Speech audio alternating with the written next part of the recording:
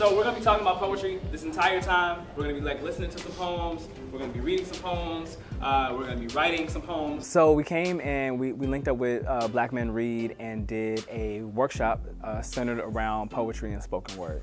What do you guys, just curious, what do you guys like really know about poetry, or if anything? What do you know about poetry? Any poets? Today's workshop was themed around hands, the use of hands in language and relationships and how we deal with each other and how those relationships can shape you into who you are. All the things are true. Poetry can't rhyme, doesn't have to. Poetry does talk about your feelings, talks about like, it's all storytelling, but it's like storytelling in a very specific way that uses. He knows and understands the language, he can connect with them. And you can see in the workshop, he just really connected and vibed with the students.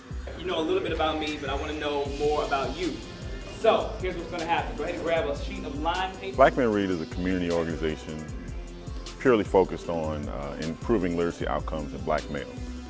We work with the Henrico County schools right now, specifically Highland Springs. Our partnership sprung from a conversation just over a year ago.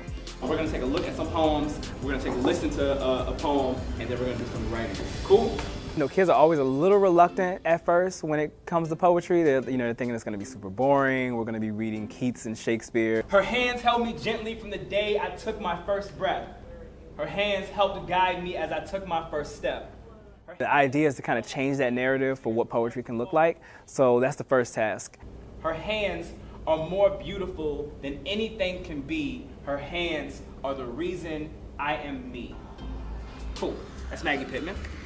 And then from there, it's just about kind of pulling in the interest. And so we talk about something that's very familiar to people, right? Family, friends, relationships, and how those things can affect our lives. Her hands sometimes had to discipline to help bend this young tree.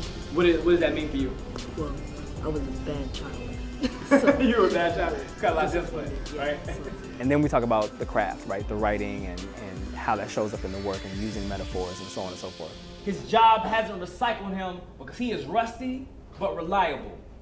American made, steel will, heart full of nuts and bolts. Something Roscoe said when he was working with the kids was that poetry helps contextualize the human experience. And our kids have a lot of experiences and things to talk about and write about. So sometimes they need that guidance and that format to help them express those things. For each finger, you're gonna give me a moment, an important moment in your life. Something that shapes you. We want to open up the library, and not just for books. We can help them explore themselves through other mediums and other ways. So if we can bring in people and have community partners that can help sponsor people even better, and tie it together and give them a new outlet, and show them that it's not just books here, that they can find themselves in lots of ways here at the library. How did that happen? Tell me about these moments. Tell me how they shaped you.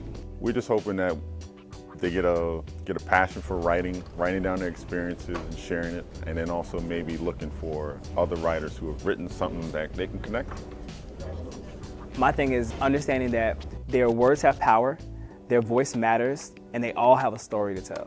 And it's really important that these kids understand that art has a way of communicating something that sometimes academics can't. Thank you. Everybody thanks Roscoe. Up and snap. Our guest speaker.